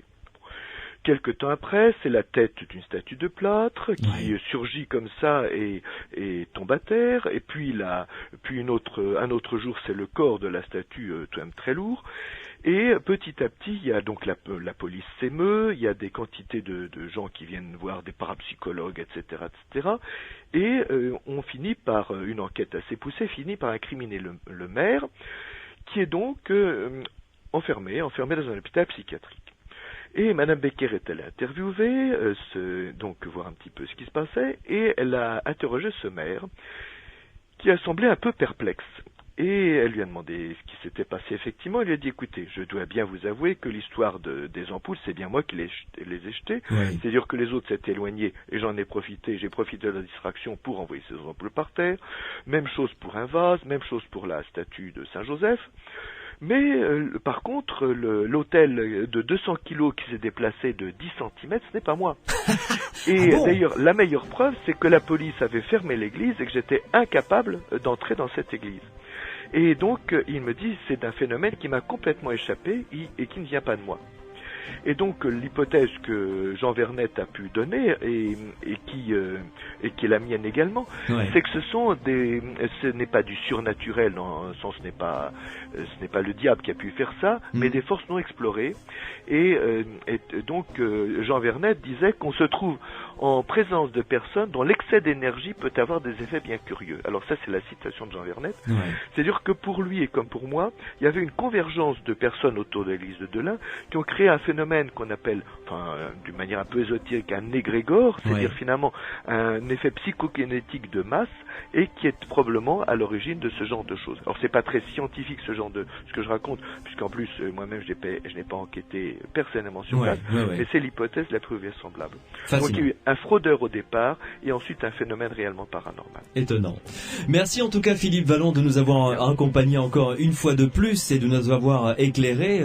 On a eu quelques témoignages intéressants. Je pense notamment au témoignage de John avec ce qu'il a vécu quand il était enfant. Un très joli témoignage. À bientôt Philippe Vallon. Merci beaucoup. Au revoir. Merci de nous avoir accompagnés. Demain on se retrouvera 22h, minuit pour parler cette fois-ci de spiritisme et de table tournante. Si vous avez vécu ce genre de phénomène, si vous avez fait tourner les tables, on l'a tous fait, plus ou moins tous, enfin beaucoup l'ont fait. Si ça a fonctionné, bien écoutez, votre témoignage nous intéresse, notre standard est à votre disposition. Vous appelez le 0826 300 300, vous suivez la voix de la jeune femme qui vous accueille et vous allez sur la boîte vocale Les Aventuriers de l'étrange, vous nous laissez un résumé de votre témoignage. Surtout n'oubliez pas votre numéro de téléphone pour que l'on puisse vous rappeler demain et que vous puissiez participer avec nous à cette émission. On aura également en notre compagnie évidemment 2 spécialistes pour nous éclairer comme l'a fait si bien Philippe Vallon. On se retrouvera donc demain. Merci à Grégory qui a réalisé cette émission, Cyril qui était au standard, Pierre Massias qui m'a donné un coup de main à la construire et passez une bonne nuit avec ou sans fantôme.